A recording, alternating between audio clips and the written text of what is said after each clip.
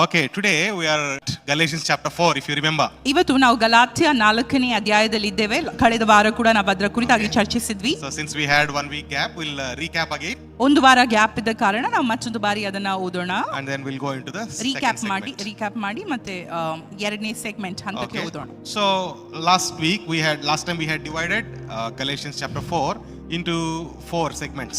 ಗಲಾತ್ಯ 4ನೇ ಅಧ್ಯಾಯವನ್ನು 4 ಭಾಗಗಳಾಗಿ ನಾವು ವಿಭಾಗಿಸಿದೆವು. So first segment is from verse 1 to 7. ಮೊದಲನೆಯ ಭಾಗ 1ನೇ ವಚನದಿಂದ 7ನೇ ವಚನದವರೆಗೆ. So how did we divide these segments? ಅದನ್ನು ಹೇಗೆ ನಾವು ವಿಭಾಗ ಮಾಡಿದ್ವಿ? Based on the paragraphs that are in the chapter. ಆ ಪ್ಯಾರಾಗ್ರಾಫ್ಸ್ ಒಂದು ಬೇಸಿಸ್ ಅಲ್ಲಿ ಅದನ್ನ ಡಿವೈಡ್ ಮಾಡ್ತಾ ಹೋದ್ವಿ. So likewise when you read Bible, ಆದುದರಿಂದ ನೀವು ಕೂಡ ಸತ್ಯವೇದವನ್ನು ಓದುವಾಗ read the full chapter. ಇಡೀ ಅಧ್ಯಾಯವನ್ನು ಓದಿ. And every paragraph will have a context. ಪ್ರತಿಯೊಂದು ಪ್ಯಾರಾಗ್ರಾಫಿಗೆ ಒಂದು ಕಾಂಟೆಕ್ಸ್ಟ್ ಇರುತ್ತದೆ, ಅಂದ್ರೆ ಒಂದು ಹಿನ್ನೆಲೆ ಇರುತ್ತದೆ. So don't read only one verse, you read the full passage. ಒಂದು ವಚನ ಮಾತ್ರ ಓದಬೇಡಿ, ಇಡೀ ಪ್ಯಾರಾಗ್ರಾಫ್ ಅಥವಾ ಪ್ಯಾಸೇಜ್ ಅನ್ನು ಓದಿ. So ನಿಮ್ಮ ಬೈಬಲ್ ಅಲ್ಲಿ ಫಸ್ಟ್ ಪ್ಯಾರಾಗ್ರಾಫ್ 1 to 7 ಇದೆಯಾ? ನಿಮ್ಮ ಒಂದು Yes. So first 7 verses. The title given is Heir who still lives like a slave. ಒಬ್ಬ ಮಗನು ಇನ್ನೂ ಭಾಗ್ಯನು ದಾಸನಾಗಿ ಜೀವಿಸುವ ಆತನು ಎಂಬ ಒಂದು ಒಂದನೇ ಭಾಗ. So heir until a certain age still lives like a slave. ಭಾಗ್ಯನು ಕೆಲವು ವರ್ಷ ದಾಟುವ ತನಕ ಆತನು ಇನ್ನೂ ದಾಸನಾಗಿಯೇ ಉಳಿಯುತ್ತಾನೆ. Okay. The second paragraph is from 8 to 11. ಎರಡನೆಯ ಭಾಗ 8ನೇ ಅಧ್ಯಾಯದಿಂದ 11ನೇ ಅಧ್ಯಾಯದ ತನಕ. Okay. So here Apostle Paul poses a question. ಇಲ್ಲಿ ಅಪೊಸ್ತಲನಾದ ಪೌಲನು ಒಂದು ಪ್ರಶ್ನೆಯನ್ನ ಕೇಳ್ತಾನೆ. Why do you want to go back to the prison? ಯಾಕೆ ನಿಮಗೆ ಆ ಒಂದು ಸೆರೆಮನೆಗೆ ಹೋಗಬೇಕು? Why again go back to the same bondage? ಮತ್ತೆ ಆ ಒಂದು ಬಂಧನಕ್ಕೆ ಯಾಕೆ ಹೋಗಬೇಕು? Okay, that is the second paragraph. ಅದು ಎರಡನೆಯ ಭಾಗ. So third paragraph, ಮೂರನೆಯ ಭಾಗ verse 12 to 20.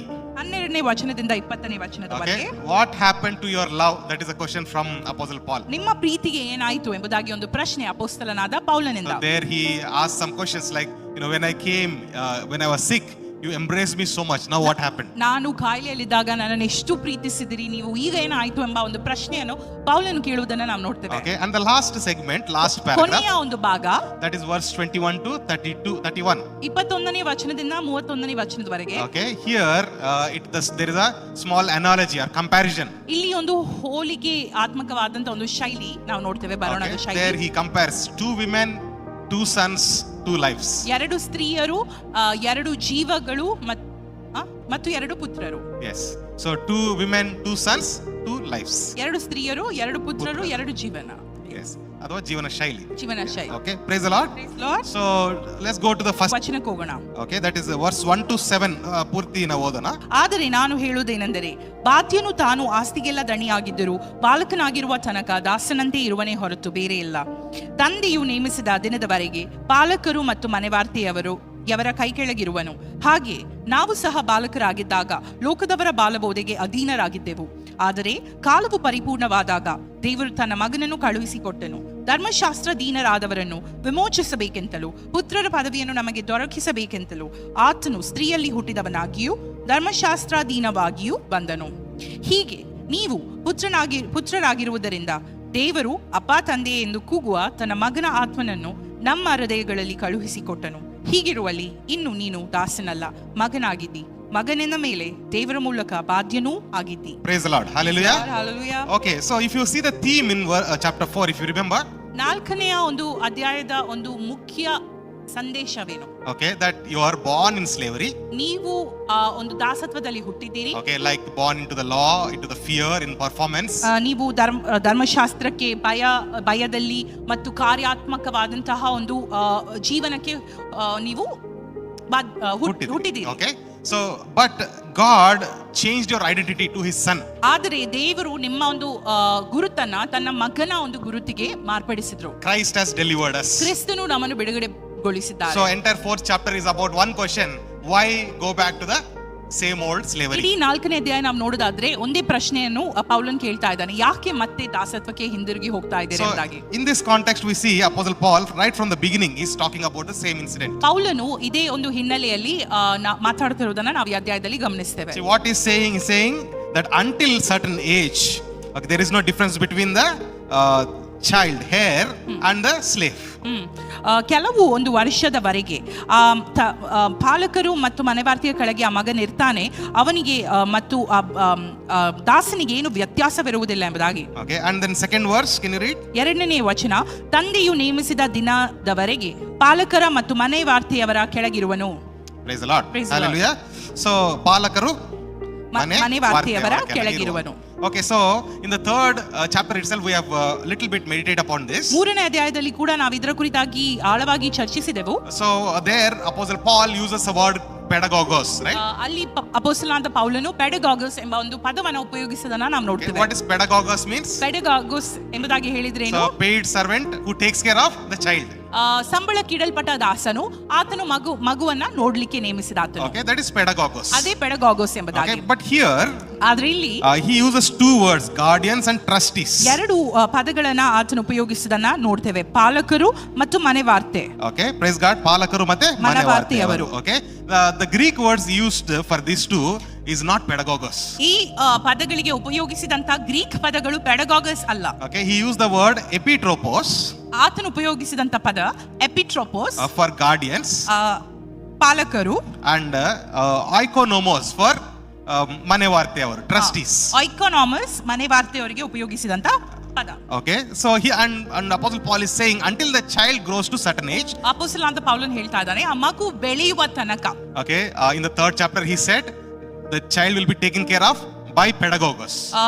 ಮೂರನೇ ಅಧ್ಯಾಯದಲ್ಲಿ ಹೇಳ್ತಾ ಇದ್ದಾರೆ ಪೌಲನು, ಆ ಪೆಡಗಾಗಸ್ ಆ ಮಗುವನ್ನ ಶುಶ್ರೂಷೆ ಮಾಡ್ತಾರೆ ಎಂಬುದಾಗಿ. Okay, and here again he is saying that epitropos and oikonomos, they are also taking care of the child. ಇಲ್ಲಿ ಮಕ್ಕಳನ್ನ ಇವರು ಕೂಡ ನೋಡ್ತಾ ಇದ್ದಾರೆ, ಯಾರು? ಎಪಿಟ್ರೋಪಸ್ ಮತ್ತು ಐಕಾನಮಸ್, ಅಂದರೆ ಪಾಲಕರು ಮತ್ತು ಮನೆವಾರ್ತೆಯವರು. Right, praise the Lord. Praise the Lord. So if you see the culture in those days, ನೀವು ಆಗಿನ ಕಾಲದ ಒಂದು ಸಂಸ್ಕಾರವನ್ನು ನೋಡುದಾದ್ರೆ, okay, in the third chapter he mentions pedagogos, right? ಮೂರನೇ ಅಧ್ಯಾಯದಲ್ಲಿ ಪೆಡಗಾಗಸ್ ಎಂಬುದಾಗಿ ಹೇಳಲ್ಪಟ್ಟಿದೆ So ಅಲ್ಲ. pedagogos are the people who are in charge like a caretaker. What the requirements of the child is. ಪೆಡಗಾಗಸ್ ಎಂಬುದಾಗಿ ಹೇಳಿದ್ರೆ ಆ ಮಗುಗೆ ಏನೆಲ್ಲ ಬೇಕೋ ಅದನ್ನ ಶುಶ್ರೂಷೆ ಮಾಡೋದ್ರಲ್ಲಿ ಅದನ್ನೆಲ್ಲ ನೋಡ್ಕೊಳ್ಳುವವರು. Like the child needs food, child needs bath, it needs cleaning, like that. ಉದಾಹರಣೆಗೆ ಆ ಮಗುಗೆ ಆಹಾರ ಬೇಕು, ಅದಕ್ಕೆ ಸ್ನಾನ ಮಾಡಿಸಬೇಕು, ಅದನ್ನ ಕ್ಲೀನ್ ಮಾಡಿಸಬೇಕು, ಅವರು ಪೆಡಗಾಗಸ್ ಎಂಬುದಾಗಿ. And these are epitropos, are guardians. ಈ ಎಪಿಟ್ರೋಪೋಸ್ ಎಂಬುದಾಗಿ ಹೇಳಿದ್ರೆ ಪಾಲಕರು ಎಂಬುದಾಗಿ. Okay, these are the people who instruct or guide the child. ಇವರು ಯಾರೆಂಬುದಾಗಿ ಹೇಳಿದ್ರೆ ಆ ಮಕ್ಕಳಿಗೆ ಬೋಧನೆಯನ್ನು ಮಾಡುವವರು. Okay, or the guardian is the one who instruct the child to go in the right way. ಅಥವಾ ಪಾಲಕರು ಎಂಬುದಾಗಿ ಹೇಳಿದಾಗ ಸರಿಯಾದ ಮಾರ್ಗದಲ್ಲಿ ನಡೆಸಲಿಕ್ಕೆ ಮಕ್ಕಳನ್ನ ಕಲಿಸುವವರು. Okay, and oikonomos. ಐಕಾನಮಸ್ ಎಂಬುದಾಗಿ ಹೇಳಿದ್ರೆ, we know this word, right? Oikonomos. ಐಕಾನಮಸ್ ಪದ ನಮಗೆ ಗೊತ್ತಲ್ಲ. When we are meditating on God's economy, ದೇವರ ಕಾರ್ಯ ನಿರ್ವಹಣೆ ಕುರಿತಾಗಿ ನಾವು ಧ್ಯಾನ ಮಾಡಿದ್ದೇವಲ್ಲ, ಅಲ್ಲಿ ಉಪಯೋಗಿಸಲ್ ಪದವೇನು? ಐಕೋನೋಮಿಯಾ, ಅಂದ್ರೆ ಕಾರ್ಯ ನಿರ್ವಹಣೆ, ರೈಟ್? ಐಕೋನೋಮೋಸ್ are the people who manage, they are like managers. ಐಕಾನಮಸ್ ಎಂಬುದಾಗಿ ಹೇಳಿದ್ರೆ ಮನೆವಾರ್ತೆಯವರು ಎಂಬುದಾಗಿ, ಅಂದ್ರೆ ಕಾರ್ಯ ನಿರ್ವಹಣೆ ಮಾಡುವವರು, right? So they manage the child, they make sure the child has good education, good communication, all these things. ಅವರು ಆ ಮಗುಗೆ ಒಳ್ಳೆಯ ಒಂದು ಸ್ಕೂಲಲ್ಲಿ ಸೇರಿಸಿ ಅದಕ್ಕೆ ಒಳ್ಳೆಯ ಒಂದು ವಿದ್ಯಾಭ್ಯಾಸವನ್ನು ಕಲಿಸಲಿಕ್ಕೆ ನೇಮಿಸಲ್ಪಟ್ಟವರು. Okay, but under these three people, three kind of people, ಈ ಮೂರು ತರದ ಜನರ ಕೆಳಗೆ, okay, the child will be still like a slave. ಮಗು ಇನ್ನೂ ದಾಸನಾಗಿಯೇ ಉಳಿಯುತ್ತಾನೆ. Because whatever they instruct, the child has to listen. ಯಾಕಂದ್ರೆ ಅವರು ಬೋಧಿಸಿದನ್ನೆಲ್ಲ, ಅವರು ಹೇಳಿದ್ದನ್ನೆಲ್ಲ ಆ ಮಗು ಕೇಳಲೇಬೇಕು. Okay, so until certain age, ಆ ಕೆಲವು ವಯಸ್ಸು ಆ ಮಗುಗೆ ಬರುವ ತನಕ child does not have authority to take decisions. ಮಗುಗೆ ಯಾವ ತೀರ್ಮಾನ ತೆಗೆದುಕೊಳ್ಳಲಿಕ್ಕೆ ಕೂಡ ಅಧಿಕಾರವಿಲ್ಲ. By paper or legally the child is a heir. ನಾವು ಲೀಗಲಿ ಕಾನೂನುಬದ್ಧವಾಗಿ ನೋಡೋದಾದರೆ ಆ ಮಗು ಇನ್ನೂ ಅದು ಬಾಧ್ಯನೇ. Okay, legally the entire property belongs to the child.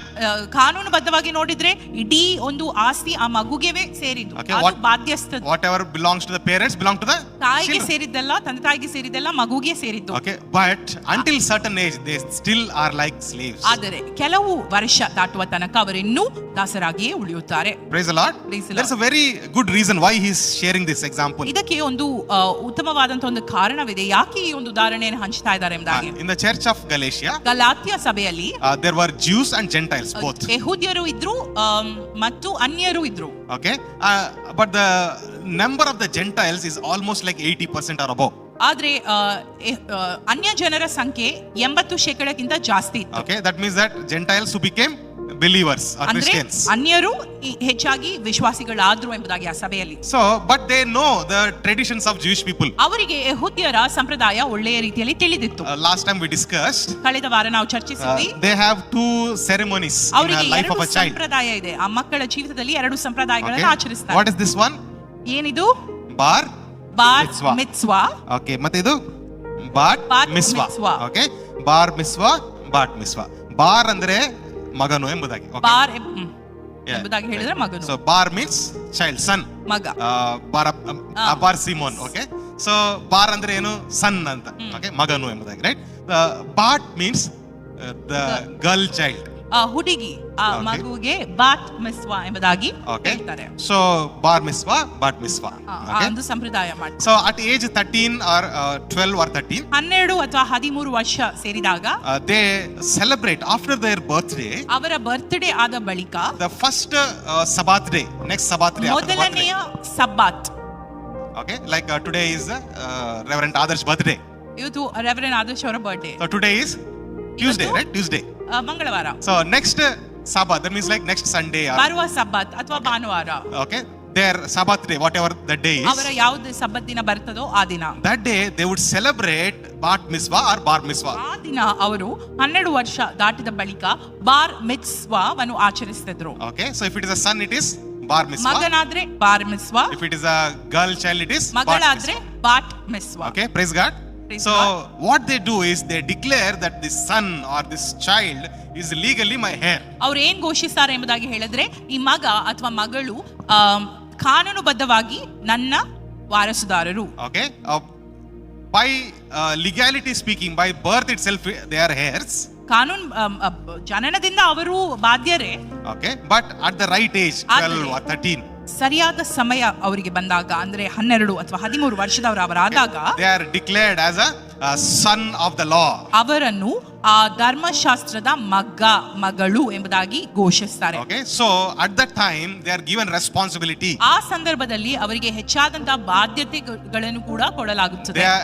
They have right to speak in the synagogue also. ಅವರಿಗೆ ಆ ಒಂದು ಸಿನಗಾಗ್ಸ್ ಅಲ್ಲಿ ಬೋಧನೆ ಮಾಡ್ಲಿಕ್ಕೆ ಹಕ್ಕು ಕೂಡ ಇರ್ತದೆ. Okay, so after the birthday, first Sabbath I said, right? ಅವರ ಬರ್ತ್ಡೇ ಆದ ಬಳಿಕ ಮೊದಲನೆಯ ಸಬ್ಬತ್ ಅಂತ ಹೇಳಿದೆ ಅಲ್ಲ. They have to read a certain portion of Torah and preach to the people. ಅವರು ತೋರವನ್ನು ಓದಿ ಆ ಸಭೆಗೆ ಅವರು ಬೋಧಿಸಬೇಕಂತೆ ಆ ಸಮಯದಲ್ಲಿ. One of the wonderful habits that not habits, actually it's a culture of Jewish people is that by that age, before bar mitzvah and bat mitzvah, they read all the Torah and Proverbs and Psalms and Esther.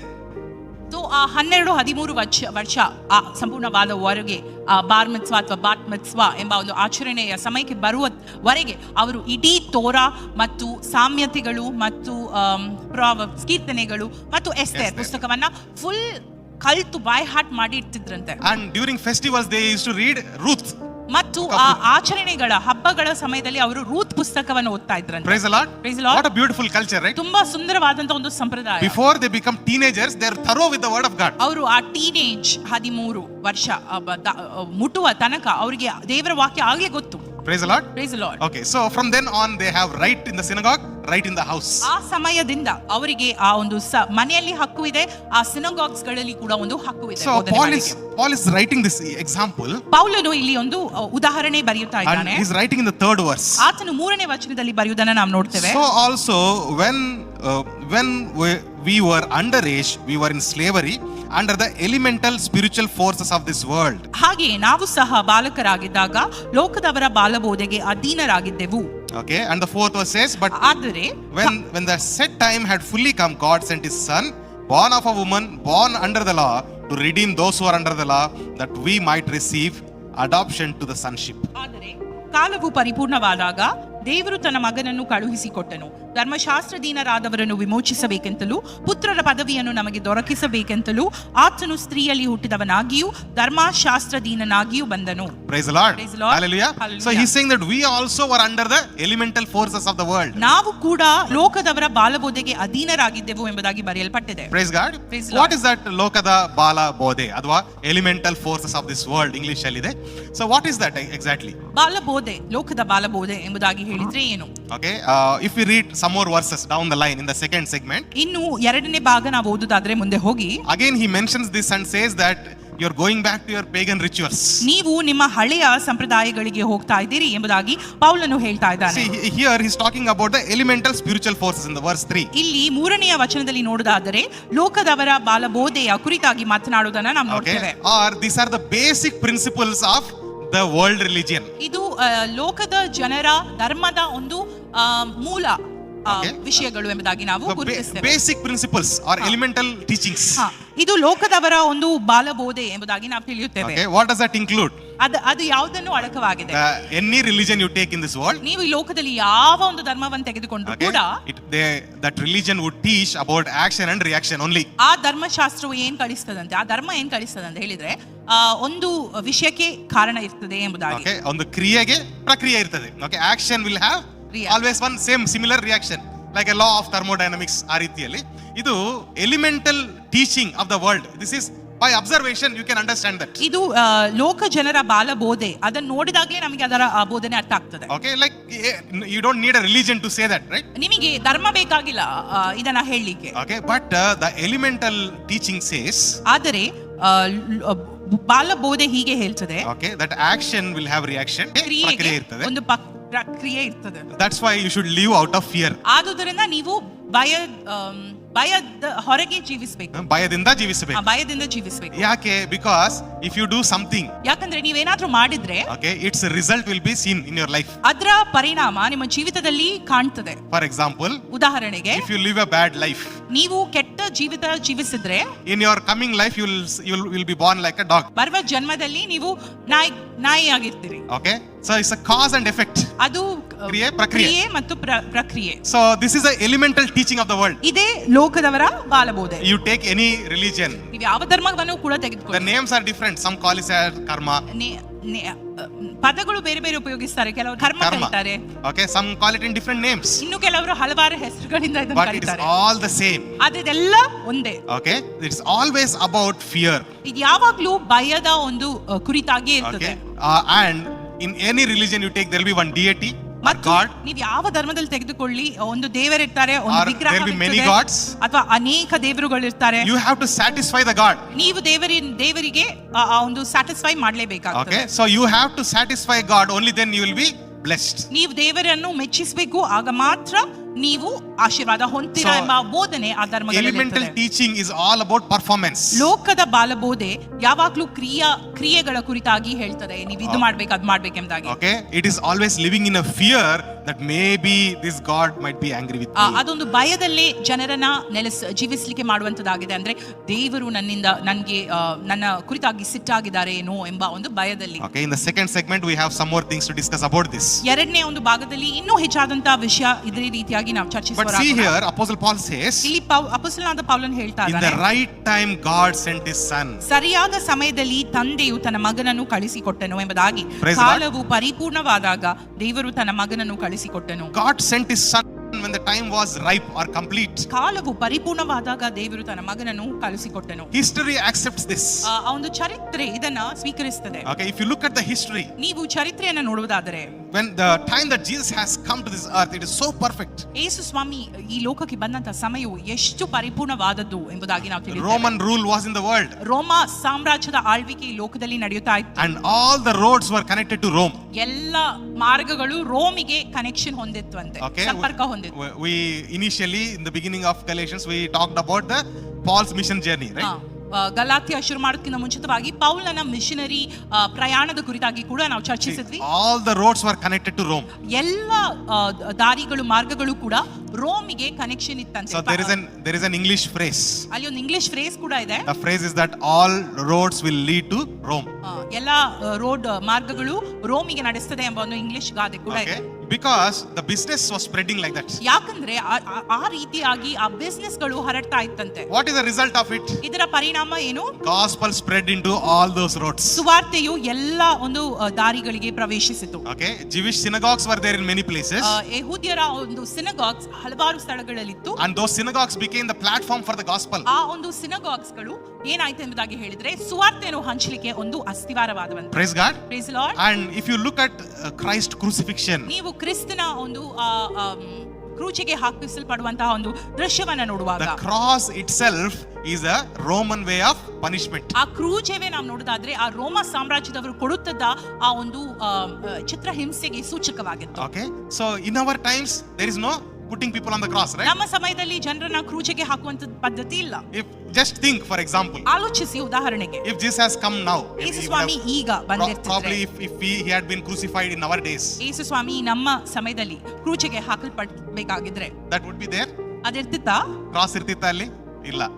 ಏನಿರ್ತಿತ್ತ ಗೊತ್ತಿಲ್ಲ. Okay, so he came at the right time. ಆತನು ಆ ಪರಿಪೂರ್ಣವಾದಂತಹ ಒಂದು ಸಮಯಕ್ಕೆ ಬಂದನು ಎಂಬುದಾಗಿ ನಾವು ತಿಳಿಯುತ್ತೇವೆ. And this was foretold in the times of Moses itself. ಮತ್ತು ಇದು ಮೋಶೆಯ ಒಂದು ಸಮಯದಲ್ಲೇ ನುಡಿಯಲ್ಪಟ್ಟಂತಹ ಒಂದು ಬೋಧೆ ಆಗಿದೆ. What did Moses do? ಮೋಶೆ ಏನ್ ಮಾಡಿದ? He made a silk. ಆತನ ಏನ್ ಮಾಡಿದ? ತಾಮ್ರದ ಒಂದು ಕ್ರೂಚೆ ಮಾಡಿ ಅದರಲ್ಲಿ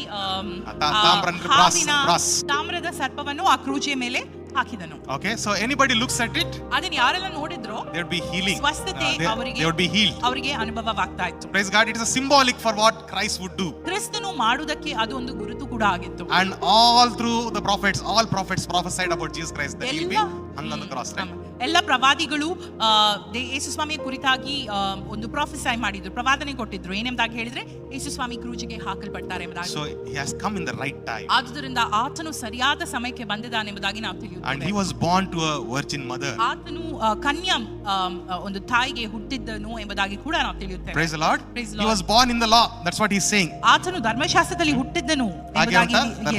ಆತನು ಸ್ತ್ರೀಯಲ್ಲಿ ಹುಟ್ಟಿದವನಾಗಿಯೂ ಧರ್ಮಶಾಸ್ತ್ರಾಧೀನನಾಗಿಯೂ ಬಂದನು. ಧರ್ಮಶಾಸ್ತ್ರ ಅಧೀನನಾಗಿ ಬಂದನು, right? He was born in the law. ಆತನು ಧರ್ಮಶಾಸ್ತ್ರಾಧೀನನಾಗಿ ಬಂದನು ಎಂಬುದಾಗಿ ಬರೆದಿದೆ. For what? ಯಾಕೆ? He has fulfilled the law and he has redeemed us. ಧರ್ಮಶಾಸ್ತ್ರವನ್ನು ಆತನು ನೆರವೇರಿಸಿ ನಮ್ಮನ್ನ ಬಿಡುಗಡೆಗೊಳಿಸಿದ್ದಾರೆ. Praise God. Praise the Lord. ಯಾವ ಕಾರಣಕ್ಕಾಗಿ? For what reason? We should be adopted as God's ಯಾಕೆ? sons. ನಾವು ಪುತ್ರರಾಗಿ ದೇವರನ್ನು ಅಪ್ಪ ತಂದೆ ಎಂಬ ಒಂದು ಕೂಗುವ ಸ್ಥಾನಕ್ಕೆ ಬರಬೇಕು ಎಂಬ ಒಂದು ಕಾರಣದಿಂದ. Hallelujah. Hallelujah. And not only that, ಅದು ಮಾತ್ರವಲ್ಲದೆ 6th verse says very beautifully, ಸುಂದರವಾಗಿ ಹೇಳ್ತದೆ, God sent the spirit of his son. ತನ್ನ ಅಪ್ಪ ತಂದೆ ಎಂದು ಕೂಗುವ ತನ್ನ ಮಗನ ಆತ್ಮನನ್ನು ನಮ್ಮ ಹೃದಯಗಳಲ್ಲಿ ಕಳುಹಿಸಿಕೊಟ್ಟನು ಎಂಬುದಾಗಿ ಬರೆದಿದೆ. ಯಾರನ್ನು ಕಳಿಸಿಕೊಟ್ಟನು? ತನ್ನ ಮಗನ ಆತ್ಮನ. Praise the Lord. So when we were discussing about the Holy Spirit, we saw the names of the Holy Spirit. ನಾವು ಪವಿತ್ರಾತ್ಮನ ಕುರಿತಾಗಿ ಚರ್ಚಿಸುವಾಗ ಪವಿತ್ರಾತ್ಮನ ಹೆಸರುಗಳನ್ನು ನೋಡಿದ್ಯಲ್ಲ. Okay, so this is also one of the names of Holy Spirit, the Spirit of Son. ಪವಿತ್ರಾತ್ಮನಿಗಿರುವಂತಹ ಹೆಸರುಗಳಲ್ಲಿ ಇದು ಒಂದು. ಅದೇನೆಂಬುದಾಗಿ ಹೇಳಿದ್ರೆ ಮಗನ ಆತ್ಮನು, or Spirit of Jesus Christ. ಅಥವಾ ಯೇಸು ಸ್ವಾಮಿಯ ಆತ್ಮನು. Praise the Lord. Praise the Lord. So because of him we are able to call Father as Abba Father. ಯೇಸು ಸ್ವಾಮಿಯ ನಿಮಿತ್ತವಾಗಿ ನಾವು ನಮ್ಮ ದೇವರನ್ನ ಅಪ್ಪ ತಂದೆ ಎಂಬ ಕೂಗುವ ಒಂದು ಪರಿಸ್ಥಿತಿಯಲ್ಲಿ And in ಇದ್ದೇವೆ. the 7th verse he says, no longer we are slaves but God's children. ಹೀಗಿರುವಲ್ಲಿ ನೀವು ಇನ್ನು ದಾಸನಲ್ಲ ಮಗನಾಗಿದ್ದೀರಿ ಎಂಬುದಾಗಿ ಬರೆದಿದೆ. What does he mean? ಅದರ ಅರ್ಥವೇನು? We are no longer like children, like small babies. ನಾವು ಇನ್ನು ಚಿಕ್ಕ ಬಾಲಕರಾಗಿ ಅಲ್ಲ. You have been under the law like a small child. ನೀವು ಧರ್ಮಶಾಸ್ತ್ರದಲ್ಲಿ ಚಿಕ್ಕ ಮಕ್ಕಳಾಗಿದ್ರಿ. But now you have become the heir. ಆದ್ರೆ ಈಗ ನೀವು ಬಾಧ್ಯರು ಆಗಿದ್ದೀರಿ. Praise the Lord. Praise the Lord. When Christ has come, you have become what? Amen. Heir of God. ಕ್ರಿಸ್ತನು ಬಂದಾಗ ನೀವು ಆತನ ಬಾಧ್ಯರಾಗಿದ್ದೀರಿ. Hallelujah. So we see three main important things in the first segment. ಮೂರು ಪ್ರಮುಖವಾದಂತಹ ವಿಷಯಗಳನ್ನು ನಾವು ಪ್ರಥಮ ಒಂದು ಭಾಗದಲ್ಲಿ ನೋಡೋರಾಗಿದ್ದೇವೆ. Okay. The first one is ಮೊದಲನೇದಾಗಿ it is true that our past life was under elemental forces of this world.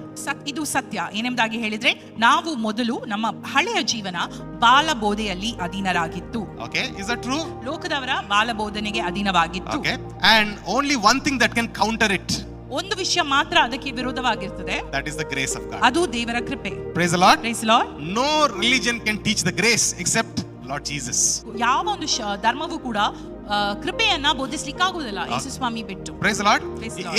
Anything you take. ನೀವು ಯಾವುದನ್ನಾದ್ರೂ ತೆಗೆದುಕೊಳ್ಳಿ. I don't want to tell the names, but you take anything. ನಾನು ಹೆಸರುಗಳನ್ನ ಹೇಳಲ್ಲ, ನೀವೇ ಯಾವುದನ್ನಾದ್ರೂ ತೆಗೆದುಕೊಳ್ಳಿ. Every religion is all about fulfilling the law and meeting the requirements of that God. ಪ್ರತಿಯೊಂದು ಧರ್ಮದಲ್ಲಿ ನಾವು ನೋಡೋದಾದ್ರೆ ಆ ಧರ್ಮದ ನಿಯಮಗಳನ್ನ ಪಾಲಿಸಿ ದೇವರಿಗೆ ಕ್ರಿಯಾತ್ಮಕವಾಗಿ ಮೆಚ್ಚಿಸಬೇಕು ಎಂಬುದಾಗಿ. Okay, and live in the fear because we don't know when God will get angry. ಮತ್ತೆ ಭಯದಲ್ಲಿ ಜೀವಿಸಬೇಕಾಗ್ತದೆ, ಯಾಕಂದ್ರೆ ಆ ದೇವರಿಗೆ ಯಾವಾಗ ಕೋಪ ಬರ್ತದೆ ಹೇಳಿಕ್ಕೆ ಆಗುದಿಲ್ಲ. So that's why some pour milk for the snakes. ಅದರಿಂದ ಕೆಲವರು ಹಾಲು ಹಾಕ್ತಾರೆ ಸರ್ಪಗಳಿಗೆ.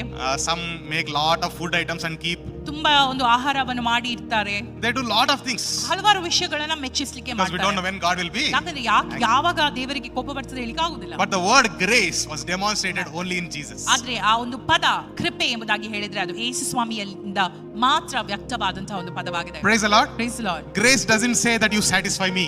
ಕೃಪೆ ನನ್ನನ್ನು ನೀನು ಮೆಚ್ಚಿಸು ಎಂಬುದಾಗಿ ಹೇಳುವುದಿಲ್ಲ. Hallelujah. Hallelujah. So grace is the only force. ಕೃಪೆ ಒಂದೇ ಶಕ್ತಿ ಆಗಿದೆ. That does not say that your righteousness is dependent upon your performance. ನಿನ್ನ ನೀತಿವಂತಿಕೆ ನಿನ್ನ ಕ್ರಿಯೆಯಲ್ಲಿ ಅಳಕವಾಗಿದೆ ಎಂಬುದಾಗಿ ಹೇಳದೆ ಇರುವಂತ ಒಂದು ಪದ ಯಾವುದೆಂಬುದಾಗಿ ಹೇಳಿದ್ರೆ ಕೃಪೆ. Praise God. Praise Lord. What is grace? ಕೃಪೆ ಎಂಬುದಾಗಿ ಹೇಳಿದ್ರೆ Grace is unmerited favor of God. That means ನಮಗೆ ಅರ್ಹತೆ ಇಲ್ಲದಿದ್ದರೂ ನಮಗೆ ಕೊಡಲ್ಪಟ್ಟಿದೆ. Praise the Lord. Amen. It has been given as gift. ಅದು ನಮಗೆ ಒಂದು ಉಡುಗೊರೆಯಾಗಿ ಕೊಡಲ್ಪಟ್ಟಿರುವಂತಹ ಒಂದು ವಿಷಯ. Praise God. Praise Lord. So grace says you cannot earn it. ಕೃಪೆ ಹೇಳ್ತದೆ ನೀವು ಅದನ್ನ ಸಂಪಾದಿಸಲಿಕ್ಕೆ ಆಗುದಿಲ್ಲ. You cannot achieve it. ನಿಮಗೆ ಅದನ್ನ ಸಾಧಿಸಲಿಕ್ಕೆ ಆಗುದಿಲ್ಲ. That's why it is freely given to you. ಆದುದರಿಂದ ಅದು ನಿಮಗೆ ಉಚಿತವಾಗಿ ಕೊಡಲ್ಪಟ್ಟಿದೆ. Because Christ has fulfilled it. ಯಾಕಂದ್ರೆ ಕ್ರಿಸ್ತನು ಇದನ್ನ ಮಾಡಿ And ನೆರವೇರಿಸಿದ್ದಾರೆ. the third thing, ಮೂರನೇ ವಿಷಯ, the third truth that we learn from this first paragraph, ನಾವು ಈ ಒಂದು ಮೊದಲನೇ ಭಾಗದಿಂದ ಕಲಿಯುವಂತಹ ಮೂರನೆಯ ಒಂದು ಅಂಶ, that our status is changed. ನಮ್ಮ ಒಂದು ಗುರುತು ಬದಲಾವಣೆ ಹೊಂದಿದೆ. Our identity is changed. ನಮ್ಮ ಒಂದು ಸ್ಥಾನ ಬದಲಾಗಿದೆ. Okay. ಗುರುತು ಮತ್ತು ಸ್ಥಾನ We are ಬದಲಾಗಿದೆ. no longer the children under the law. We are heirs. ನಾವು ಇನ್ನು ಒಂದು ಧರ್ಮಶಾಸ್ತ್ರದ ಮಕ್ಕಳಲ್ಲ, ಆದ್ರೆ ನಾವು ಈಗ ಬಾಧ್ಯರು. Hallelujah. Praise God. ನಾವು ಈಗ ಧರ್ಮಶಾಸ್ತ್ರದ ಅಧೀನಕ್ಕೆ ಒಳಗಾದ ಮಕ್ಕಳಲ್ಲ, ಆದ್ರೆ ನಾವು ಬಾಧ್ಯರು. That's why we call God as Abba. ಆದುದರಿಂದ ನಾವು ನಮ್ಮ ದೇವರನ್ನ ಏನೆಂದು ಕರೆಯುತ್ತೇವೆ? ಅಪ್ಪ, ತಂದೆ ಎಂಬುದಾಗಿ. Praise the Lord. Last time we have seen the word for Abba, right? The very meaning is daddy. ಅಬ್ಬ ಎಂಬ ಒಂದು ಪದಕ್ಕೆ ಗ್ರೀಕ್ ಪದವನ್ನ ನಾವು ಚರ್ಚಿಸಿದ್ದೇವೆ. ಅದರ ಅರ್ಥ ಏನೆಂಬುದಾಗಿ ಹೇಳಿದ್ರೆ Aramic ಪದ, ಅದಕ್ಕೆ ಅರ್ಥ ಡ್ಯಾಡಿ ಎಂಬುದಾಗಿ. Praise the Lord. Praise the Lord. So in Christ, ಕ್ರಿಸ್ತನಲ್ಲಿ when you are calling God as Abba, ನೀವು ನಿಮ್ಮ ದೇವರನ್ನ ಅಬ್ಬಾ ಎಂದು ಕರೆಯುವಾಗ that means that you should have a realization in your mind ನಿಮಗೆ ಒಂದು ಅರಿವಿರಬೇಕು ನಿಮ್ಮ ಮನಸ್ಸಿನಲ್ಲಿ, that God is not a monarch who's commanding you to do something. ನೀವು ಇದನ್ನ ಮಾಡ್ಬೇಕು ಅದನ್ನ ಮಾಡ್ಬೇಕು ಎಂಬುದಾಗಿ ಹೇಳುವಂತ ಒಬ್ಬ ಅರಸನಾಗಿ ನಾವು ದೇವರನ್ನ ನೋಡಬಾರ್ದು. Okay, ಅಂದ್ರೆ ಅವರ ಅರಸರೇ. Okay, he is a king of everything. Okay, but he is not like a dictator. ಅವರು Dictator ಅಂದ್ರೆ ಕನ್ನಡದಲ್ಲಿ ನಿಯಂತ, ರೈಟ್? ಕರೆಕ್ಟ್, ನಿಯಂತ. ಎಸ್, ನಾವು ದೇವರನ್ನ ನಿಯಂತನಾಗಿ ನೋಡಬಾರ್ದು. Okay, he is not a dictator to completely take control and change your life according to whatever he wants. ನಿಮ್ಮ ಜೀವಿತವನ್ನು ಸಂಪೂರ್ಣವಾಗಿ ಹತೋಟಿಗೆ ತೆಗೆದುಕೊಂಡು ಇಷ್ಟ ಬಂದಾಗಿ ಮಾಡುವಂತವರು ಅವರು ಅಲ್ಲ. But he is a loving father. ಆದರೆ ಪ್ರೀತಿಪೂರ್ವಕವಾದ ತಂದೆ ಅವರಾಗಿದ್ದಾರೆ. Praise God. Praise the Lord. That's why when we come to him, ಆದುದರಿಂದ ನಾವು ಆತನ ಬಳಿಗೆ ಬರುವಾಗ we should always come with this heart of a son. ನಾವು ಒಬ್ಬ ಮಗನ ಒಂದು ಹೃದಯವನ್ನು ಇಟ್ಕೊಂಡು ಆತನ ಬಳಿಗೆ ಬರಬೇಕಾಗಿದೆ. Hallelujah. Hallelujah. Praise God. Praise Lord. So some questions for you. ಕೆಲವು ಪ್ರಶ್ನೆ ನಿಮಗೋಸ್ಕರ. One question is, ಒಂದು ಪ್ರಶ್ನೆ, do you relate to God as a slave who's trying to earn wages, or do you relate to him as a son, as a child? ನೀವು ದೇವರನ್ನ ಹೇಗೆ ನೋಡ್ತಿದ್ದೀರಾ? ಒಂದು ಸಂಬಳ ತೆಗೆದುಕೊಳ್ಳುವ ದಾಸನಾಗಿಯೋ ಅಥವಾ ಸ್ವಂತ ತಂದೆಯಾಗಿಯೋ? ನಿಮಗೆ ದೇವರ ಮಧ್ಯದಲ್ಲಿರುವ ರಿಲೇಶನ್ಶಿಪ್ ಹೇಗೆ? How is it? This is a personal question you think about yourself. ಅದರ ಕುರಿತಾಗಿ ನೀವು ಆಲೋಚಿಸಿರಿ. ಇದು ನಿಮಗೆ ವೈಯಕ್ತಿಕವಾದಂತಹ ಒಂದು ಪ್ರಶ್ನೆ ಆಗಿದೆ. Think deep in your heart. ಆಳವಾಗಿ ನಿಮ್ಮ ಹೃದಯದಲ್ಲಿ ನೀವು ಆಲೋಚಿಸಿರಿ. What if we come to God every day as he is our father and we are his sons? ಪ್ರತಿದಿನ ನಾವು ಆತನ ಬಳಿಗೆ, ಆತನು ನಮ್ಮ ತಂದೆ, ನಾವು ಆತನ ಮಕ್ಕಳು ಎಂಬ ಮನೋಭಾವದಿಂದ ಬಂದ್ರೆ ಹೇಗಿರಬಹುದು? Praise the Lord. Praise the Lord. In our deep thoughts somewhere sometimes we think of ourselves as slaves. ಕೆಲವೊಮ್ಮೆ ಆಳವಾಗಿ ನೋಡುವುದಾದ್ರೆ ನಮ್ಮ ಹೃದಯದಲ್ಲಿ ಕೆಲವೊಂದು ಸಂದರ್ಭಗಳಲ್ಲಿ ನಮ್ಮನ್ನು ನಾವೇ ದಾಸರಾಗಿ ನೋಡ್ತೇವೆ. Praise the Lord. Praise the Lord. Many times teachings of the world are also like that. ಲೋಕದ ಒಂದು ಬಾಲಬೋಧೆ ಕೂಡ ಆ ರೀತಿಯಾಗಿಯೇ ನಮಗೆ ಕಲಿಸಿಕೊಡುತ್ತದೆ. So when we read Bible also we think about that balabodhe and only we'll read. ಸತ್ಯವೇದವನ್ನು ಓದುವಾಗ ಕೂಡ ನಾವು ಬಾಲಬೋಧೆಯ ಒಂದು ಅನ್ವಯಿಸಿಕೊಂಡೇ ಓದ್ತೇವೆ. Okay, but today let us change our thinking, our relationship with God, not as a slave and a master, but as a father and son. ಆದರೆ ಇವತ್ತು ನಮ್ಮ ಒಂದು ದೇವರ ಜೊತೆಗಿನ ಸಂಬಂಧದ ಕುರಿತಾಗಿ ನಾವು ಆಲೋಚಿಸೋಣ, ಅದನ್ನ ಬದಲಾಯಿಸೋಣ. ಅದು ದಾಸನ ಮತ್ತು ಒಂದು ಒಡೆಯನ ಒಂದು ಸಂಬಂಧವಲ್ಲ, ಮಗನ ಮತ್ತು ತಂದೆಯ ಸಂಬಂಧವಾಗಿದೆ. Praise God. Praise Lord. Hallelujah. Hallelujah. Okay, so think about it. ಅದ್ರ ಕುರಿತಾಗಿ ಆಲೋಚಿಸಿರಿ. I have some more questions to ask. ಇನ್ನು ಪ್ರಶ್ನೆಗಳು ಇವೆ. But before that we'll read 8 to 11, verse 8 to 11. ಅದಕ್ಕಿಂತ ಮುಂಚಿತವಾಗಿ ನಾವು 8 ರಿಂದ 11ನೇ ವಚನ ಓದೋಣ. ಪೂರ್ವ ಕಾಲದಲ್ಲಿ ನೀವು ದೇವರ ಜ್ಞಾನವಿಲ್ಲದವರಾಗಿ ದೇವರಲ್ಲದವುಗಳಿಗೆ ಅಧೀನರಾಗಿದ್ದೀರಿ. ಈಗಲಾದರೂ ನೀವು ದೇವರನ್ನು ತಿಳಿದುಕೊಂಡಿದ್ದೀರಿ. ಸರಿಯಾಗಿ ಹೇಳಬೇಕಾದರೆ ದೇವರು ನಿಮ್ಮನ್ನು ತಿಳುಕೊಂಡಿದ್ದಾನೆ. ಹೀಗಿರಲಾಗಿ ನೀವು ಕೆಲಸಕ್ಕೆ ಬಾರದ ದರಿದ್ರ ಬಾಲಬೋಧೆಗೆ ಮತ್ತು ಅಧೀನರಾಗಬೇಕೆಂದು ಅಪೇಕ್ಷಿಸಿ ಪುನಃ ಅದಕ್ಕೆ ತಿರುಗಿಕೊಳ್ಳುವುದು ಹೇಗೆ? ನೀವು ಆಯಾ ದಿನಗಳನ್ನು, ಮಾಸಗಳನ್ನು, ಉತ್ಸವ ಕಾಲಗಳನ್ನು, ಸಂವತ್ಸರಗಳನ್ನು ನಿಷ್ಠೆಯಿಂದ ಆಚರಿಸುತ್ತೀರಿ.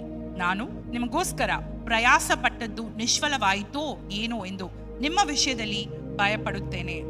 Okay, praise God. Praise Lord. So these are deep thoughts of Apostle Paul. ಅಪೊಸ್ತಲ ಪೌಲನಿಗಿದ್ದಂತಹ ಆಳವಾದಂತಹ ಆಲೋಚನೆಗಳು ಆಗಿತ್ತು. See here, like we were discussing some time back.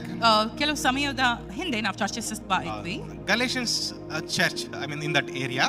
Galatia ಒಂದು ಏರಿಯಾದಲ್ಲಿ, ಸಭೆ ಇದ್ದಂತಹ ಒಂದು ಪ್ರದೇಶದಲ್ಲಿ, they were not mostly Jews, they were all, most of them were Gentiles. 80% ಜನರು ಅವರು ಅನ್ಯ ಜನರಾಗಿದ್ದೇವೆ ಎಂಬುದಾಗಿ ನಾವು ತಿಳಿದ್ವಿ. Okay, praise God. Praise Lord. So they had different cultural backgrounds. ಅವರಿಗೆ ವಿಭಿನ್ನ ರೀತಿಯಾದಂತಹ ಸಂಪ್ರದಾಯಗಳು ಇತ್ತು. Where is Galatia?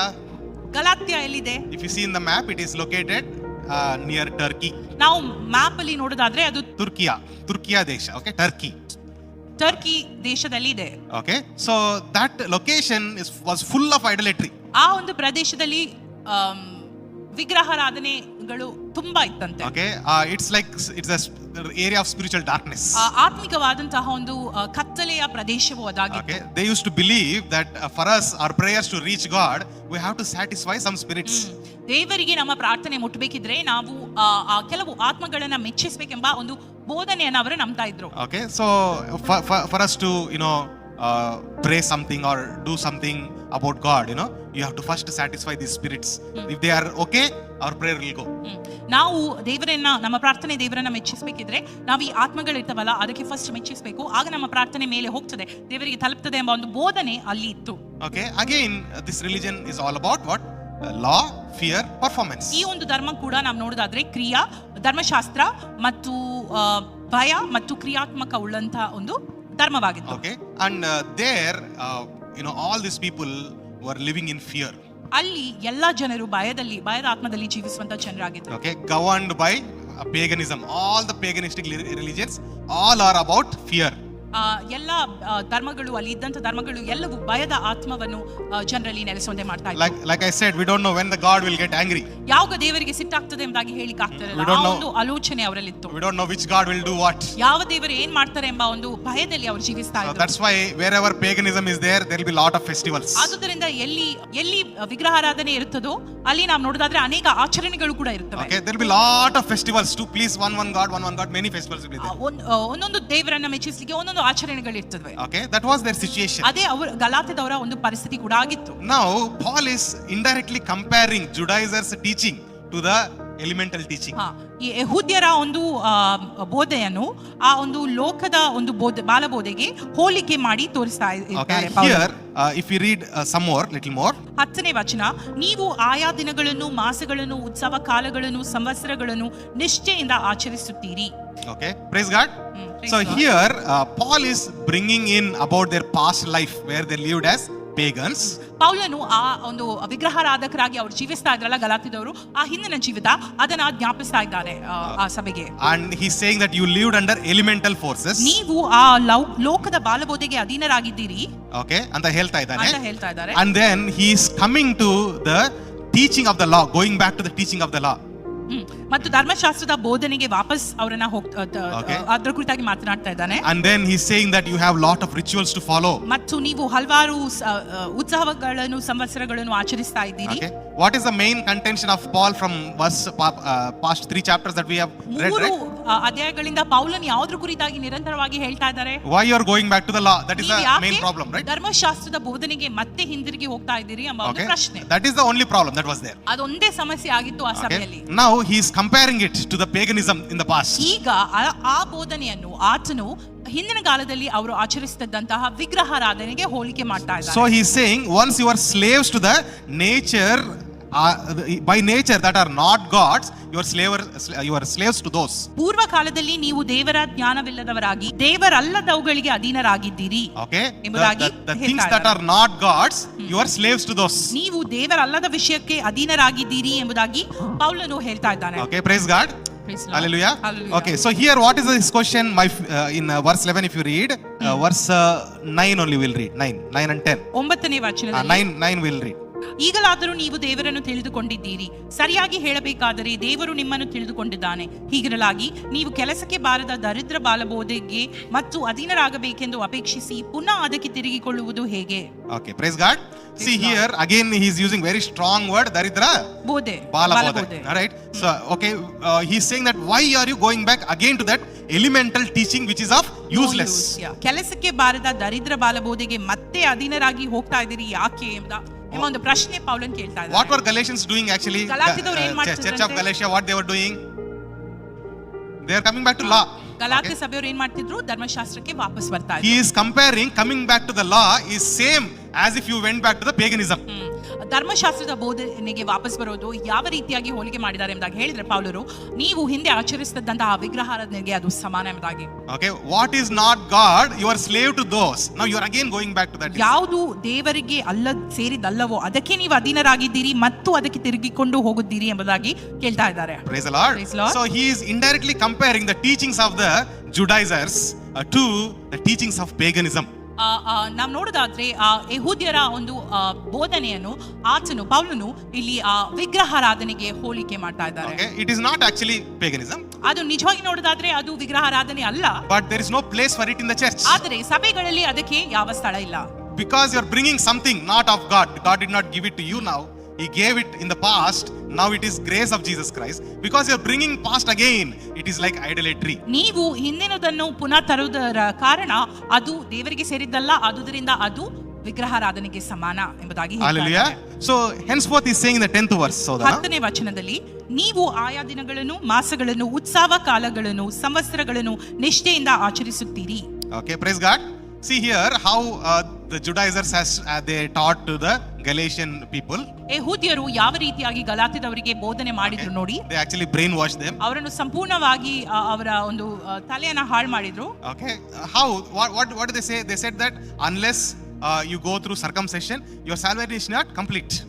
ನೀವು ಸುನ್ನತಿ ಮಾಡಿಕೊಳ್ಳದೆ ಇದ್ದರೆ ನಿಮ್ಮ ಒಂದು ರಕ್ಷಣೆ ಅದು ಸಂಪೂರ್ಣವಾಗಿಲ್ಲ ಎಂಬ ಒಂದು ಬೋಧನೆಯನ್ನ ಅನ್ಯ ಜನರಿಗೆ ಕೊಡ್ತಾ ಇದ್ರು. Okay, so they also taught them about the festivals, rituals, sacrifices, everything. ಮತ್ತು ಅವರ ಒಂದು ದಿನಗಳನ್ನು, ಮಾಸಗಳನ್ನು, ಉತ್ಸವ ಕಾಲಗಳನ್ನು, ಸಂವತ್ಸರಗಳನ್ನು ಆಚರಿಸಲೇಬೇಕೆಂಬುದಾಗಿ ಕೂಡ ಬೋಧನೆ ಮಾಡಿದ್ರು. Lot of people showed this verse and they said that this is about Christmas.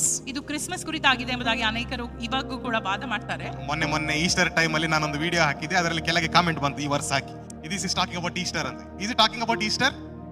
Is it talking about Christmas? Easter ಕುರಿತಾಗಿ ಅಥವಾ ಕ್ರಿಸ್ಮಸ್ ಕುರಿತಾಗಿ ವಚನವಿದೆಯಾ? It is talking about Judaizers teaching. ಯಹೂದ್ಯರ ಒಂದು ಆಚರಣೆಗಳ ಪದ್ಧತಿಗಳ ಕುರಿತಾಗಿ ಇದು ಹೇಳ್ತಾ ಇದೆ. What did they have? They had Sabbath every week. ಅವರಿಗೆ ಏನಿತ್ತು? ಸಬ್ಬಾತ್ ಇತ್ತು ಪ್ರತಿವಾರ. And every 7 years once they had sabbatical years. 7 ವರ್ಷಕ್ಕೆ ಒಂದು ಸಾಲಿ ಅವರಿಗೆ ಸಬ್ಬಾಟಿಕಲ್ ವರ್ಷ ಎಂಬುದಾಗಿತ್ತು. Every month they followed new moon day. ಪ್ರತಿ ಒಂದು ತಿಂಗಳು ಅವರು ಹುಣ್ಣಿಮೆಯನ್ನು ಆಚರಿಸಿದ್ರು. Okay, and then they had Passover. ಮತ್ತು ಪಸ್ಕಾ ಹಬ್ಬವನ್ನು ಕೂಡ ಆಚರಿಸಿದ್ರು. They had Pentecost days. ಪೆಂಟೆಕೋಸ್ಟ್ ದಿನಗಳನ್ನು ಕೂಡ ಆಚರಿಸಿದ್ರು. Tabernacle festivals. ಮಂಜೂಷದ ಹಬ್ಬ ಎಂಬ ಒಂದು ಆಚರಣೆ ಕೂಡ ಮಾಡಿದ್ರು. ಗುಡಾರಗಳ ಹಬ್ಬ. ಗುಡಾರದ ಹಬ್ಬ ಎಂಬುದಾಗಿ. So all these things were there. ಇದೆಲ್ಲವಿತ್ತು.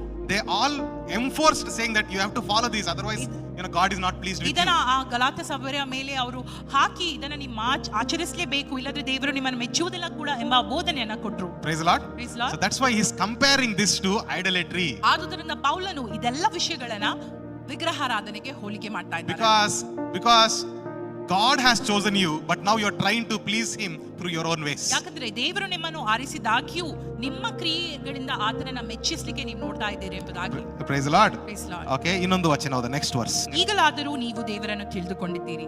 ಸರಿಯಾಗಿ ಹೇಳಬೇಕಾದರೆ ದೇವರು ನಿಮ್ಮನ್ನು ತಿಳಿದುಕೊಂಡಿದ್ದಾನೆ. ಸರಿಯಾಗಿ ಹೇಳಬೇಕಾದ್ರೆ ದೇವರು ನಿಮ್ಮನ್ನು ತಿಳಿದುಕೊಂಡಿದ್ದಾನೆ. Praise the Lord. That's so Praise beautiful, right? ಸುಂದರವಾಗಿದೆ. ಒಂದ್ಸತಿ Matthew 7:23 ಯಾರಾದ್ರೂ ತೆಗೆದು ಓದ್ತೀರಾ? ಮತ್ತಾಯ 7:23. 23. ಆಗ ನಾನು ಅವರಿಗೆ, ನಾನೆಂದು ನಿಮ್ಮ ಗುರುತು ಕಾಣೆನು, ಧರ್ಮವನ್ನು ಮೀರಿ ನಡೆಯುವವರೇ ನನ್ನಿಂದ ತೊಲಗಿ ಹೋಗಿರಿ. ಇದು ಯೇಸು ಸ್ವಾಮಿ ಹೇಳ್ತಾ ಇರುವ ವಿಷಯ. ಏನಂತ ಹೇಳ್ತಾ ಇದ್ದಾರೆ? ಸಿಂಪಲ್ ವರ್ಡ್ಸ್ ಅಲ್ಲಿ ಹೇಳ್ಬೇಕಾದ್ರೆ, ನೀನು ಯಾರು ನನ್ಗೆ ಗೊತ್ತಿಲ್ಲ ಅಂತ ನಾನು ಹೇಳ್ತೇನೆ ಎಂಬುದಾಗಿ ಹೇಳ್ತಾ ಇದ್ದಾರೆ. Okay, so no, when God says or Jesus says I don't know you, he's not talking about the knowledge. ನನಗೆ ನೀನು ಗೊತ್ತಿಲ್ಲ ಎಂಬುದಾಗಿ ಯೇಸು ಸ್ವಾಮಿ ಹೇಳುವಾಗ ಆತನು ಜ್ಞಾನದ ಬಗ್ಗೆ ಮಾತಾಡ್ತಾ ಇಲ್ಲ. God knows everything, right? ದೇವರಿಗೆಲ್ಲ ಗೊತ್ತು. But he's talking about the relationship. ಆದ್ರೆ ಆತನು ಸಂಬಂಧಗಳ ಕುರಿತಾಗಿ ಮಾತನಾಡ್ತಾ I don't know you, I don't know who are you means what? ನೀನು ಯಾರು ಗೊತ್ತಿಲ್ಲ ಎಂಬುದಾಗಿ ಹೇಳಿದ್ರೇನು? ನನಗೆ ನಿನಗೆ ಏನು ಸಂಬಂಧ ಇಲ್ಲ ಅಂತ, right? ನಿನಗೆ ಮತ್ತೆ ನನಗೆ ಯಾವ ಸಂಬಂಧ ಇಲ್ಲ. You don't have any relationship with me. Okay, but here Paul is reminding them in the 9th verse. ಪೌಲನು 9ನೇ ವಚನದಲ್ಲಿ ಮತ್ತೆ ಅವರಿಗೆ ಎಚ್ಚರಿಸ್ತಾ ಇದ್ದಾರೆ. ಹೀಗಿರಲಾಗಿ ಸರಿಯಾಗಿ ಹೇಳಬೇಕಾದರೆ ದೇವರು ನಿಮ್ಮನ್ನು ತಿಳಿದುಕೊಂಡಿದ್ದಾನೆ. Praise God. God himself knows you. Amen. Amen. I don't know what you think of yourself when you read this. ನೀವು ನಿಮ್ಮ ಕುರಿತಾಗಿ ಏನು ಆಲೋಚಿಸ್ತೀರಿ ಇದನ್ನು ಓದುವಾಗ ಎಂಬುದಾಗಿ ನನಗೆ ಗೊತ್ತಿಲ್ಲ. Paul is saying now you know God. ಪೌಲನು ಹೇಳ್ತಾ ಇದ್ದಾರೆ, ಈಗ ದೇವರನ್ನು ನೀವು ತಿಳಿದುಕೊಂಡಿದ್ದೀರಿ. More than that, God himself knows you. ಸರಿಯಾಗಿ ಹೇಳಬೇಕಿದ್ರೆ ದೇವರೇ ನಿಮ್ಮನ್ನು ತಿಳಿದುಕೊಂಡಿದ್ದಾನೆ. Praise the Lord. Praise the Lord. That is the relationship we have with God in Christ Jesus.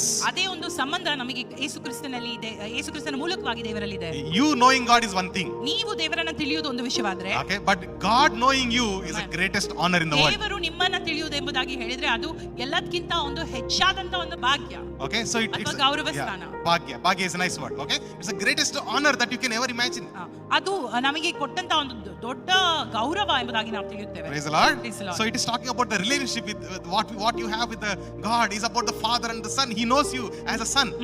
ನೀವು ಮತ್ತು ನಿಮ್ಮ ಮತ್ತು ದೇವರ ಜೊತೆಗಿನ ಒಂದು ಸಂಬಂಧ ಅದು ಆಳವಾದಂತ ಸಂಬಂಧವಾಗಿದೆ. ನಿಮ್ಮನ್ನು ಹೆಚ್ಚಾಗಿ ಆತನು ತಿಳಿದಿದ್ದಾನೆ ಎಂಬುದಾಗಿ ಇಲ್ಲಿ ಬರೆದಿದೆ. Praise the Lord. Praise the Lord. And in the last verse, there is 11th verse. ಕೊನೆಯ ವಚನ 11ನೇ ವಚನ. Apostle Paul says he's afraid. ಅಪೊಸ್ತಲ ಪೌಲನು ಹೇಳ್ತಾ ಇದ್ದಾನೆ, ನಾನು ನಿಮಗೋಸ್ಕರ ಪ್ರಯಾಸ ಪಟ್ಟದ್ದು ನಿಷ್ಫಲವಾಯಿತೋ ಏನೋ ಎಂದು ನಿಮ್ಮ ವಿಷಯದಲ್ಲಿ ಭಯ ಪಡುತ್ತೇನೆ. Okay, so we have 3 important points here. 3 ಪ್ರಮುಖವಾದ ಅಂಶಗಳನ್ನು ನಾವು ಇಲ್ಲಿ ನೋಡಬಹುದು. The main point that Paul is talking in this passage, ಪೌಲನು ಇಲ್ಲಿ ಮಾತನಾಡುತ್ತಿರುವಂತಹ ಮೂಲ ಒಂದು ವಿಷಯ, that is brand names may be different but all the elemental teachings are the same. ಬೇರೆ ಬೇರೆ ಒಂದು ಬ್ರ್ಯಾಂಡ್ ಹೆಸರುಗಳಿರಬಹುದು, ಆದರೆ ಎಲ್ಲಾ ಧರ್ಮಗಳಿರುವಂತಹ ಲೋಕದ ಬಾಲಬೋಧೆ ಒಂದೇ.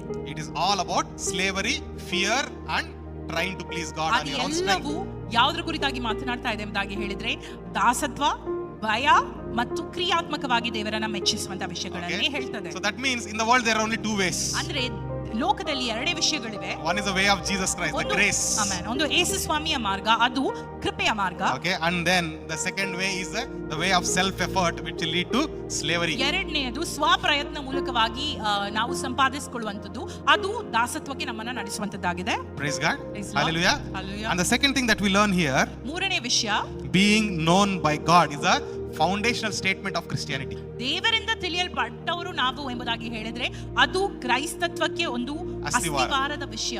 Praise God. Amen. Being known by God. ದೇವರಿಂದ ದೇವರು ನಿಮ್ಮನ್ನ ತಿಳಿದುಕೊಳ್ಳುವುದು. Okay, you remember last year so many times we read this verse, John 15:16.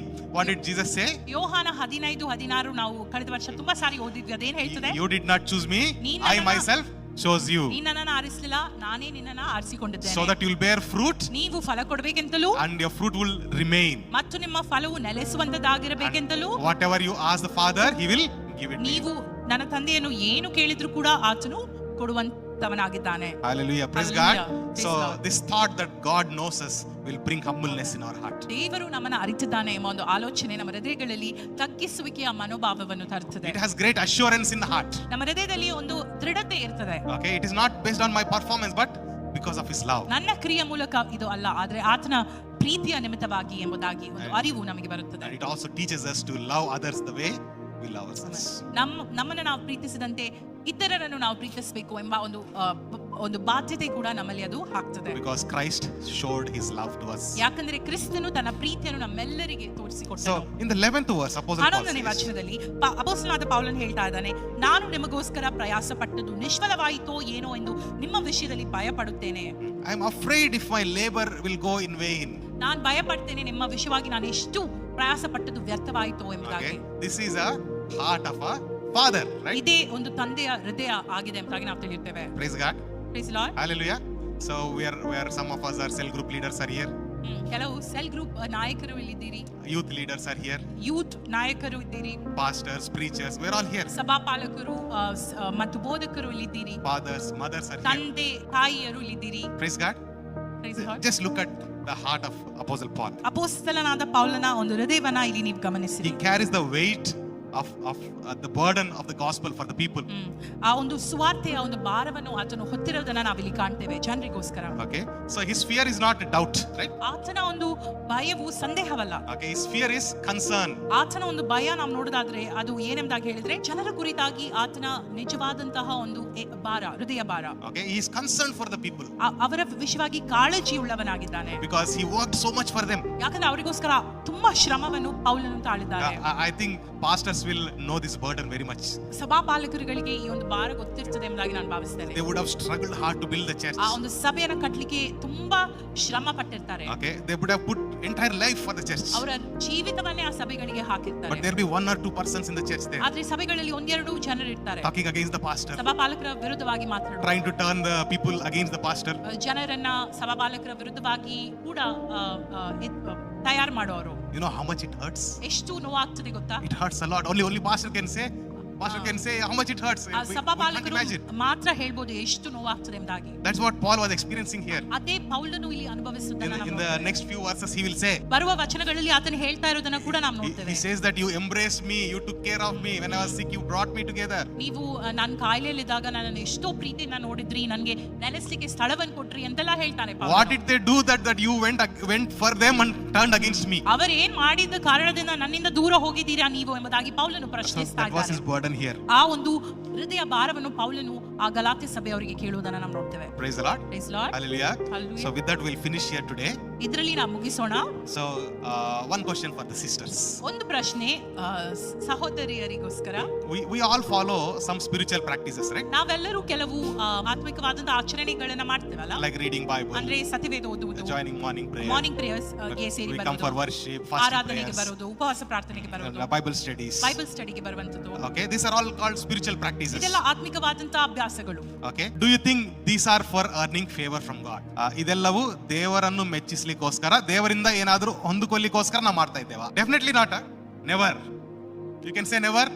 Praise God. Then what is it for? So that's yes, because of love we adore him, we worship him, right? ಆತನ ಮೇಲಿರುವ ಪ್ರೀತಿಯ ನಿಮಿತ್ತವಾಗಿ ಆತನನ್ನು ಆರಾಧಿಸುತ್ತೇವೆ, ಆತನ ಒಂದು ಸತ್ಯವೇದವನ್ನ ಓದುತ್ತೇವೆ. Praise God. Praise So God. everything that we do ನಾವು ಮಾಡುವಂತ ಎಲ್ಲ ವಿಷಯಗಳು is important. ಅದು ಪ್ರಮುಖವಾಗಿದೆ. But more important thing is why are we doing? ಆದ್ರೆ ಇದೆಲ್ಲಕ್ಕಿಂತ ಪ್ರಮುಖವಾದಂತ ವಿಷಯ, ನಾವು ಯಾತಕ್ಕಾಗಿ ಇವೆಲ್ಲಗಳನ್ನು ಮಾಡ್ತಾ ಇದ್ದೇವೆ. Praise the Lord. Praise the Lord. It's because of the worship, because of his love we have experienced. That's why we are coming back to him in prayer. ಆತನ ಪ್ರೀತಿಯನ್ನು ನಾವು ಅನುಭವಿಸಿದ್ರ ಕಾರಣ ಪ್ರಾರ್ಥನಾತ್ಮಕವಾಗಿ ನಾವು ಆತನ ಬಳಿಗೆ ಬರ್ತಾ ಇದ್ದೇವೆ. Praise the Lord. Praise the Hallelujah. Lord. Okay, one question for brothers. ಸಹೋದರರಿಗೆ ಒಂದು ಪ್ರಶ್ನೆ. What is the practical difference between I need to pray more so that God will bless me and I need to pray more so that God will bless me? ಅದಕ್ಕೂ I want to pray because God already loves me. ಏನು ವ್ಯತ್ಯಾಸ? ನಾನು ಪ್ರಾರ್ಥಿಸಬೇಕು ಯಾಕಂದ್ರೆ ನಾನು ಜಾಸ್ತಿ ಪ್ರಾರ್ಥಿಸಬೇಕು ಯಾಕಂದ್ರೆ ದೇವರು ನನ್ನನ್ನು ಆಶೀರ್ವದಿಸ್ತಾರೆ, ಮತ್ತೆ ನಾನು ಪ್ರಾರ್ಥಿಸಬೇಕು ಯಾಕಂದ್ರೆ ಯೇಸು ದೇವರು ನನ್ನನ್ನು ಪ್ರೀತಿಸ್ತಾರೆ. ಇದೆರಡಕ್ಕೆ ವ್ಯತ್ಯಾಸವೇನು? ನಾನು ಪ್ರಾರ್ಥಿಸಬೇಕು, ಇದರ ಮೂಲಕವಾಗಿ ದೇವರು ನನ್ನನ್ನು ಆಶೀರ್ವದಿಸ್ತಾರೆ, ಮತ್ತು ನಾನು ದೇವರನ್ನ ಪ್ರೀತಿಸುತ್ತೇನೆ ಅದಕ್ಕೋಸ್ಕರ ಪ್ರಾರ್ಥಿಸ್ತೇನೆ. ಇದೆರಡಕ್ಕೆ ವ್ಯತ್ಯಾಸವೇನು? No. ಒತ್ತಡ No ಇಲ್ಲ, compulsion, only love. Okay, amen. No ಒತ್ತಡ ಇಲ್ಲ, compulsion. ಪ್ರೀತಿಯಿಂದ ಮಾತ್ರ. Amen, amen. Praise God. ದೇವರ Love of Christ compelled me to do this. Yes. ದೇವರ ಪ್ರೀತಿ ನನ್ನನ್ನು ಎಲ್ಲಾ ವಿಷಯಗಳನ್ನು ಮಾಡಿರ್ಲಿಕ್ಕೆ ಪ್ರೇರೇಪಿಸ್ತದೆ. Hallelujah. Hallelujah. Praise God. Anything else? ಇನ್ನೇನಾದ್ರೂ ವಿಷಯ? ಒಂದು ದಾಸತ್ವ. ಏನು ದಾಸತ್ವ? ದೇವರು ನನ್ನ ಆಶೀರ್ವದಿಸ್ತಾರೆ ಅದಕ್ಕೋಸ್ಕರ ನಾನು ಪ್ರಾರ್ಥನೆ ಮಾಡ್ತೇನೆ ಎಂಬುದಾಗಿ ಆಲೋಚನೆ ಇರೋದಾದ್ರೆ ಅದೇನದು? ದಾಸತ್ವ. Right? It is nothing but slavery, slave mindset. Okay? But the other one, sonship, yes. ಇನ್ನೊಂದು ನಾವು ನೋಡೋದಾದ್ರೆ ಅದು ಬಾಧ್ಯತೆ. Okay? ಬಾಧ್ಯ To think that God will bless me so that I will pray is a mindset of a slave. ನಾನು ಪ್ರಾರ್ಥಿಸುವುದರಿಂದ ದೇವರು ನನ್ನ ಆಶೀರ್ವದಿಸ್ತಾರೆ ಎಂಬ ಅದಕ್ಕೋಸ್ಕರವೇ ಹೆಚ್ಚಾಗಿ ಪ್ರಾರ್ಥನೆ ಮಾಡ್ತೇನೆ. ಅದಕ್ಕೋಸ್ಕರ ಹೆಚ್ಚಾಗಿ ಪ್ರಾರ್ಥಿಸುವಂತದ್ದೇ ದಾಸತ್ವದ ಒಂದು ಮನೋಭಾವ. Okay, but knowing that God loves me, that's why I pray to him, I talk to him, I worship him. That is the heart of a son. ನಾನು ದೇವರನ್ನ ಅರಿತಿದ್ದೇನೆ, ಆದುದರಿಂದ ಆತನನ್ನ ಪ್ರೀತಿಸ್ತೇನೆ, ಆರಾಧಿಸ್ತೇನೆ ಎಂಬುದಾಗಿ ಹೇಳಿದ್ರೆ ಅದು ಮಗನ ಮನೋಭಾವ, ಪುತ್ರತ್ವದ ಮನೋಭಾವ. Okay, praise God. Praise the Lord. Anything else you wanted to? ಇನ್ನೇನಾದ್ರೂ ಹೇಳ್ಬೇಕಾ ನೀವೆಲ್ಲರೂ? Okay, praise the Lord. Praise the Lord. Okay, in our life, ನಮ್ಮ ಜೀವಿತದಲ್ಲಿ this is your very personal question.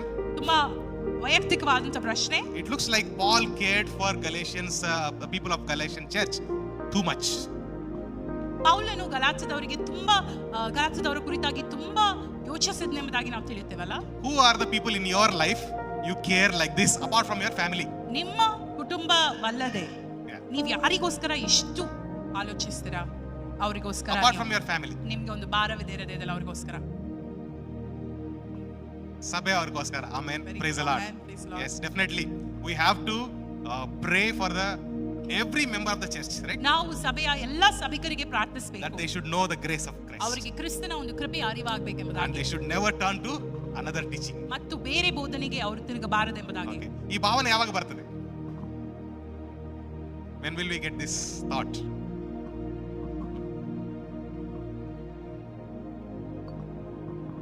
ಕ್ರಿಸ್ತನ ಪ್ರೀತಿಯನ್ನು ನಾವು ಅರಿತಾಗ, right? When we know the love of Jesus Christ.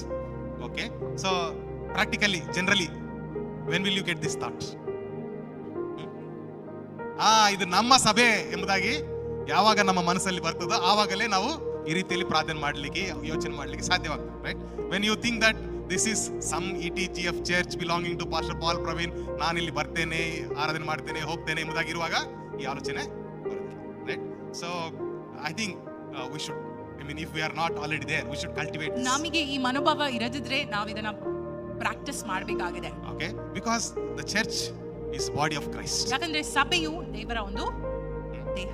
Apostle Paul says, if one part of the body hurts, entire body is hurt. ಅಪೊಸ್ತಲನಾದ ಪೌಲನು ಹೇಳ್ತಾನೆ, ದೇಹದ ಒಂದು ಭಾಗಕ್ಕೆ ಅಂಗಕ್ಕೆ ಗಾಯವಾದ್ರೆ ಇಡೀ ದೇಹಕ್ಕೆ ಗಾಯವಾದಂತೆ. Okay, so this church, yes, it is ETGF church, constructed by all the church members, and pastor is the leader of the church, but we are also belonging to this church. ಈ end time full gospel church ನಾವು ನೋಡಿದರೆ ಸಭೆಗೆ ಅವರೆಲ್ಲರೂ ಸೇರಿ ಕಟ್ಟಿದಂತ ಒಂದು ಸಭೆಯಾಗಿದೆ. ಸಭಾಪಾಲಕರಾದಂತ ಪಾಲ್ ಪ್ರವೀಣ್ ಅವರು ಇದು ಸಭಾಪಾಲಕರಾಗಿದ್ದಾರೆ, ಆದ್ರೆ ಇದೆಲ್ಲವೂ ನಮ್ಮ ಸಭೆ ಆಗಿದೆ. Praise God. Praise the Lord. So we have to pray in that manner, knowing that this is your church, right? ಆದುದರಿಂದ ನಾವು ಇದನ್ನ ಅರಿತು ಪ್ರಾರ್ಥಿಸಬೇಕಾಗಿದೆ, ಇದು ನಮ್ಮ ಸಭೆ ಎಂಬುದಾಗಿ.